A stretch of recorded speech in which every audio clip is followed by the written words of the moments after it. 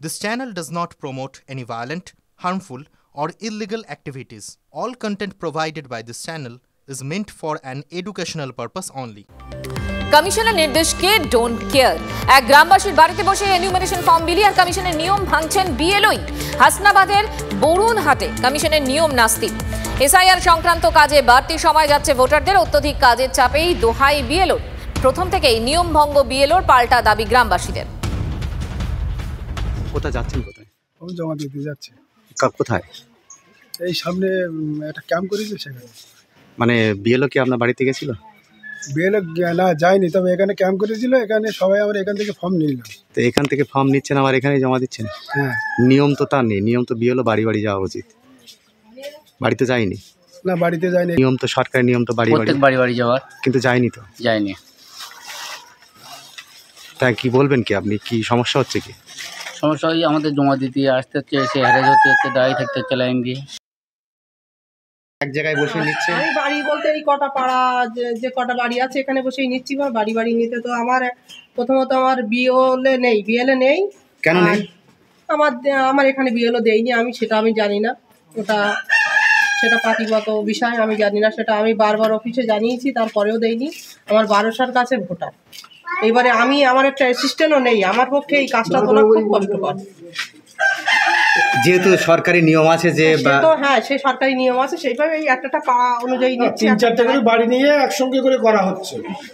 এই কটা বাড়ি এখানে নিচ্ছি। আবার ওই পাশের বাড়ি আবার এক জায়গায় নেবো। কেন বাড়ি নিতে গেলে একটা বাড়িতে অন্তত যে টাইম লাগছে, তার মধ্যে আমাদের যে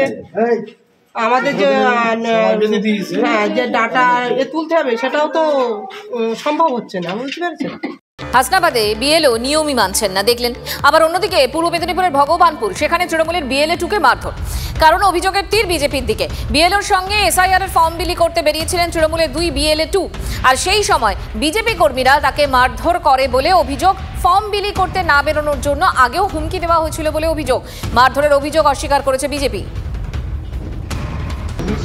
পবিত্র কুমার সাউ, যিনি আমাদের বিএলএ হিসেবে কাজ করছিলেন ওখানে, এবং যিনি দিন রাত এক করে মানুষের ফর্ম ফিল আপ থেকে শুরু করে সব রকম সহায়তা করেছিলেন। মানুষও তার কাছে আসছিল। এটা বিজেপি সহ্য করতে পারে, যার জন্য যেহেতু মানুষ আসছে, মানুষকে সহায়তা করা হচ্ছে, যার জন্য তারা আমাদের বিএলএদের উপরে আক্রমণ করে। বাংলাদেশি অনুপ্রবেশকারী মুসলিমরা যারা এখানে অবৈধভাবে ভোটার তালিকায় ছিলেন, তারাও মানে কেটে পড়ছেন, তারাও বুঝতে পেরেছেন। সেই চিত্র দেখা যাচ্ছে। আর সেই আতঙ্কে ভগবানপুর অঞ্চলের জলিবাড় বুথে আমাদের 2জন কার্যকর্তার উপরে, ভারতীয় জনতা পার্টির 2জন কার্যকর্তা যারা নির্বাচন কমিশনের স্বীকৃত বুথ লেভেল এজেন্ট হিসেবে কাজ করছিলেন, তাদের উপরে তৃণমূলের ওখানকার মস্তানরা আক্রমণ করেছে, নৃশংস আক্রমণ করেছে। আমরা তীব্র ধিক্কার জানাচ্ছি, প্রতিবাদ জানাচ্ছি। নির্বাচন commission, local BLO, local BDO কেন অভিযোগ করেননি?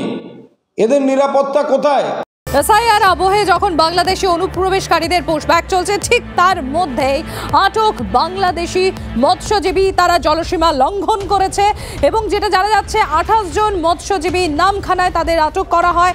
এই 28 জন মৎস্যজীবী তারা কক্সবাজারের বাসিন্দা বলে খবর। এদিকে আপনাদের জানিয়ে রাখি, এর আগে পরপর 3 দিন 3টে বাংলাদেশি ট্রলার আটক এবং 79 জন বাংলাদেশিকে গ্রেফতার করা হয়েছিল। শুভেন্দু রয়েছেন আমাদের সঙ্গে। শুভেন্দু, দেখো, এই মুহূর্তে আমি রয়েছি নামখানার নারায়ণপুর ঘাটে। আমি দেখানোর চেষ্টা করব যে গতকাল রাতে ভারত বাংলাদেশ আন্তর্জাতিক জলসীমানা লঙ্ঘনের অভিযোগে এই যে 28 জন মৎস্যজীবী, বাংলাদেশের একদম 28 জন মৎস্যজীবী, এই 28 জন মৎস্যজীবীকে আটক করেছে ভারতীয় উপকূলরক্ষী বাহিনী। এই মুহূর্তে তাদেরকে আটক করে নিয়ে আসা হয়েছে নামখানা নারায়ণপুর ঘাটে, এবং তারা বেআইনিভাবে এই জলসীমানা লঙ্ঘন করেছে বলে অভিযোগ। তুমি জানো যে বাংলাদেশের পরিস্থিতি উত্তপ্ত। তার এই উত্তপ্ততার সঙ্গে সঙ্গে দিল্লির বিস্ফোরণ কাণ্ডের পর ভারতীয় গোয়েন্দারা নিরাপত্তা বাহিনীকে সতর্ক করেছিল। ফলে উপকূলরক্ষী বাহিনী এবং সুন্দরবন পুলিশ, জেলার পুলিশ, তারা কিন্তু সুন্দরবনের যে বর্ডার রয়েছে সেখানে কিন্তু তারা কিন্তু সব সময় মতো তারা নজরদারি চালাচ্ছিল। এই মুহূর্তে তারা কিন্তু এই যে বাংলাদেশিদেরকে নিয়ে আসা হয়েছে নামখানায়, কাকদ্বীপ থানার পুলিশের হাতে হস্তান্তর করবে উপকূলরক্ষী বাহিনী। এবং যে এই 28 জন মৎস্যজীবী, এটা কি সত্যি মৎস্যজীবী নাকি মাছের ট্রলারে করে তারা বেআইনিভাবে তারা অনুপ্রবেশ ঘটাচ্ছিল সুন্দরবনে? সেদিকটা কিন্তু তারা খতিয়ে দেখবে অবশ্যই। তাদেরকে গ্রেপ্তারের পর তাদেরকে জিজ্ঞাসাবাদ চালাবে পুলিশ।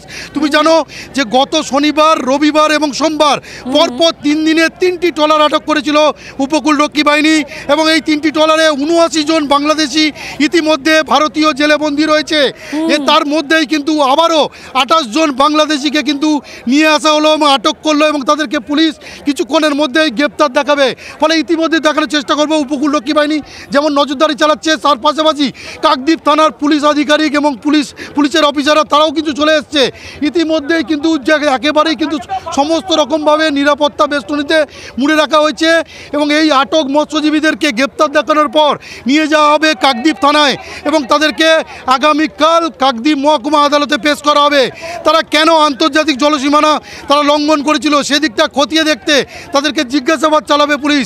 কারণ এই যে 28 জন মৎস্যজীবী, তারা কি সত্যি মৎস্যজীবী ছিল নাকি বাংলাদেশি?